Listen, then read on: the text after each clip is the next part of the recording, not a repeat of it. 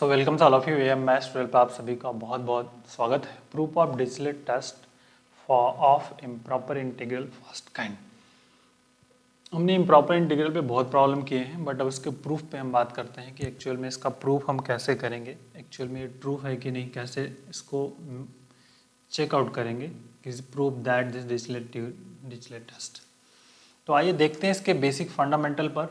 PDF मैं description box में दे दूंगा, आप उसको डाउनलोड कर लीजिएगा, सिंपल।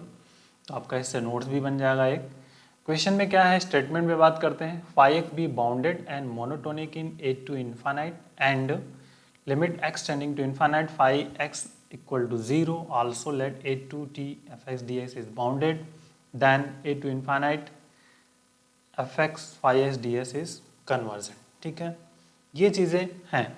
इसके लिए दो चीज़ें आपको हमेशा पता होनी चाहिए, एक सेकंड मीन वैल्यू थ्योरम्स और दूसरा जो है Cauchy general test for convergence at infinite and तीसरा भी कह सकते हैं बाउंडेड कंडीशंस। अगर ये सारी चीज़ें आपको पता हैं, इनके बेसिक, तो हम इसको प्रूफ कर पाएंगे। तो इन्हीं का यूज करके हमें यहाँ पे वर्कआउट करना। तो पहले 5x जो है एक एक सबके बारे में हम यहाँ पे डिस्कशन कर लेते हैं, फिर आएंगे आगे के वर्कआउट पे। ठीक है, चलिए तो पहले 5x की बात कर लें। क्वेश्चन में दिया है कि द फंक्शन 5x, ठीक, which is bounded and monotonic, ठीक है, bounded and monotonic in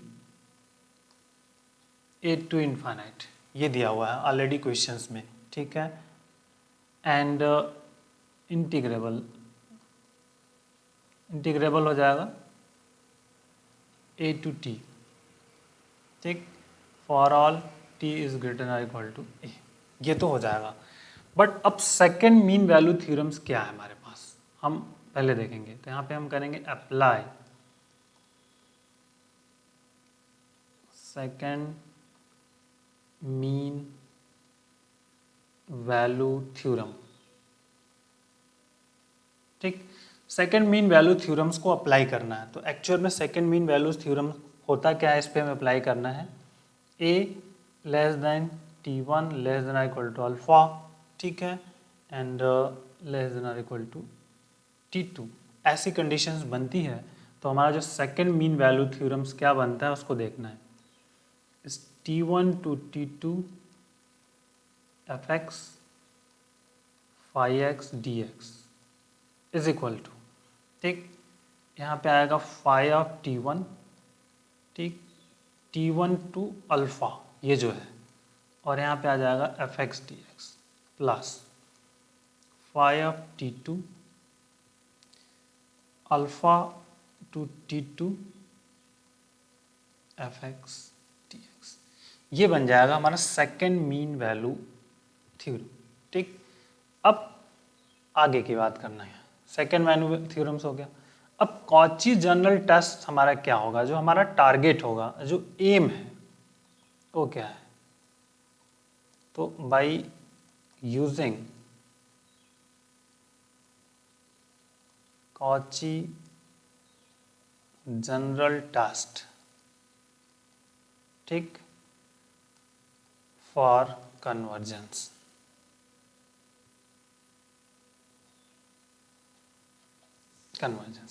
mod t1 to t2 fx 5x dx less than epsilon, then ठीक, a to infinite fx 5x fx five x D X is convergent, ये हो जाएगा। तो main हमारा focus क्या है, ये लाना, हमारा जो टारगेट क्या है, इसको चेकआउट करना है, इसका मॉडुलस है ना। और अगर ये less than or equal to if आ जाए तो हम इसको कह लेंगे कि ये हमारा क्या हो जाएगा, आपका कन्वर्जेंट हो जाएगा। तो बस इसी पे फोकस करके आपको आगे अपने सिस्टमेटिक वर्क पे बढ़ना है, ठीक है। चलिए, तो अब आते हैं, मॉड ले लेते हैं पहला। तो मॉड ऑफ टी फ्रॉम 1, ठीक, तो T1 to T2 fx phi x dx mod, ठीक। आगे अब इस पे हम बात करेंगे, जो सिंपली हमारा रिजल्ट होगा, mod phi T1 to alpha fx dx plus phi T2 alpha to T2 fx dx, ठीक। और अब ये वैल्यू जो हो जाएगी is less than or equal to mod of phi T1 mod T1 to alpha fx dx plus mod phi T2 mod alpha to T2 fx dx, ठीक। This is equation number 3। अब इन सभी values को हम find करके इस equation number 3 में put up करेंगे, और अगर ये लेस देन इप्सिलॉन आ जाएगा तो हम कहेंगे कि दैट इज द कन्वर्जेंट, ठीक है। तो अब एक एक करके हमें सिंप्लीफाई करने की कोशिश करनी है, एक एक पॉइंट को मॉडिफाई करना है। तो अब देखते हैं, तो पहले एक एक पॉइंट से स्टार्ट करते हैं। दिया हुआ है सिंस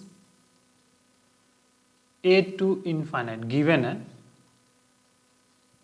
ए टू इनफाइनाइट या A to T, sorry not A to T, check कर लेता हूँ जो मैंने लिखा है स्टेटमेंट में, ठीक है। ए टू टी, ठीक है, A to T is bounded, ठीक है, कोई दिक्कत नहीं। तो A to T F X D X is bounded, ठीक है, bounded for all T greater than or equal to A, इस पर बाउंडेड है। तो अब कोई एक नंबर एग्जिस्ट होगा, देन देयर एग्जिस्ट, ठीक, प्रॉपर्टीज है, there exist a number A मान लीजिए, ठीक है, such that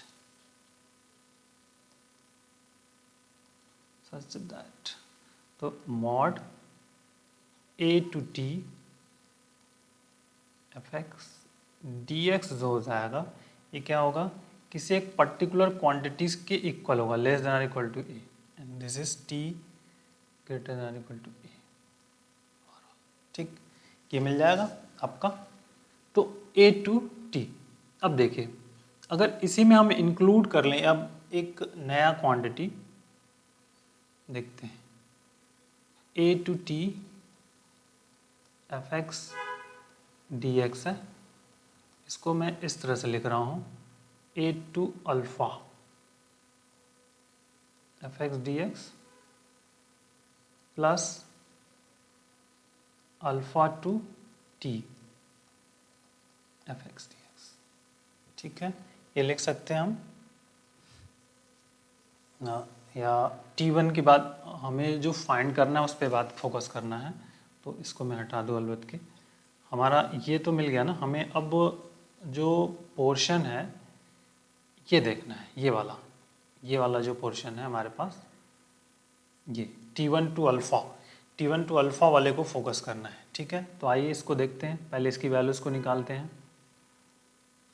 T1 to alpha F X D X, ठीक, तो इज इक्वल टू, इसको हम ब्रेक कर रहे हैं, A two alpha F X D X plus T1 two A F X D X, ठीक, इज इक्वल टू थोड़ा सा rearrangement A to alpha F X D X, ध्यान रखिएगा, और इसका लिमिट चेंज कर देते हैं, तो A to T one F X D X हो जाएगा, ठीक, ये हो गया। अब आगे, अब चूंकि यहाँ पे माइनस है, this is the less than or equal to modulus of A to alpha F X D X plus A to T one F X D X, ठीक, तो और ये हो जाएगा आपका a प्लस ए, यहाँ से इस वाले रूल से, तो less than or equal to 2a, कौन सा, mod t1 to alpha F X T X, ठीक है, ये मिल जाएगा। सिमिलरली t2 टू अल्फा निकाल लेते हैं,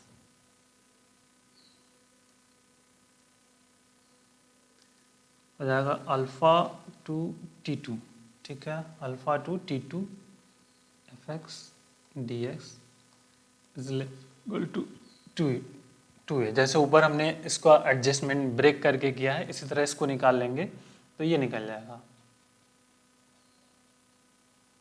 ठीक है, तो ये मिल गया alpha to D to five F X D S is 2a, ठीक है, less than equal to 2a, तो ये कंडीशंस यहाँ पे हमें मिल गई। अब 5x के बारे में, तो इसको कोई इक्वेशंस बना देते हैं, अभी नहीं बनाया होगा तो 3 बना देते हैं, ठीक है।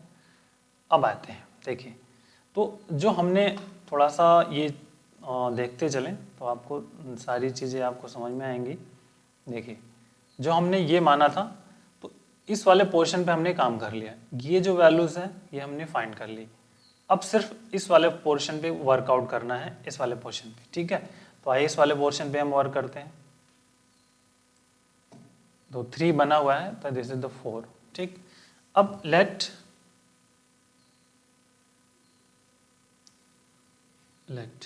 Epsilon be a positive number,